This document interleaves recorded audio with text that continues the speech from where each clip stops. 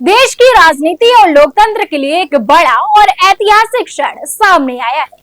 प्रधानमंत्री नरेंद्र मोदी ने महिला आरक्षण बिल को लेकर देशवासियों और सांसदों से एकजुट होने की अपील की है और इस कदम को उन्होंने सिर्फ एक कानून नहीं बल्कि करोड़ों महिलाओं की उम्मीदों का प्रतिबिंब बताया है। नमस्कार, आप देख रहे हैं नेशन नाउ समाचार और मैं हूं आपके साथ शुभी शुक्ला।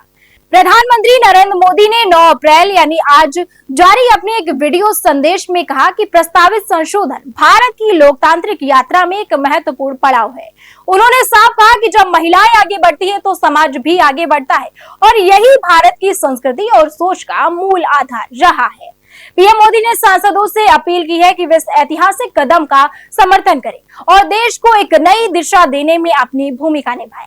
उन्होंने यह भी कहा कि भारत आज एक ऐसे मोड़ पर खड़ा है जहां से लोकतंत्र को और मजबूत करने और समानता को आगे बढ़ाने का अवसर है। सरकार ने इस दिशा में एक बड़ा कदम उठाते हुए संसद के बजट सत्र को भी बढ़ा दिया है।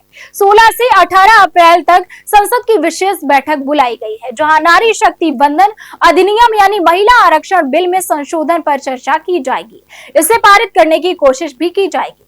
इस प्रस्ताव के तहत लोकसभा सीटों की संख्या बढ़ाकर 816 करने की योजना है, जिनमें से 273 सीटें महिलाओं के लिए आरक्षित होंगी। अगर ये संशोधन पास होता है तो इसे 2029 के आम चुनावों से लागू किया जा सकता है।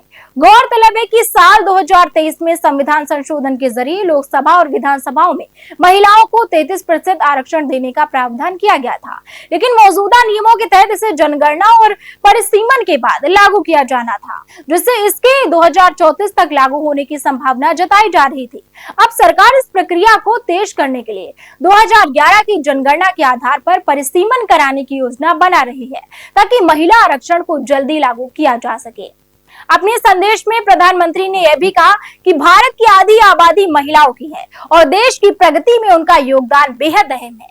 विज्ञान, खेल, सेना, उद्यमिता और कला, हर क्षेत्र में महिलाएं देश का नाम रोशन कर रही हैं। लेकिन सबसे बड़ा सवाल यही है, क्या यह ऐतिहासिक बदलाव अब जल्द हकीकत बन पाएगा?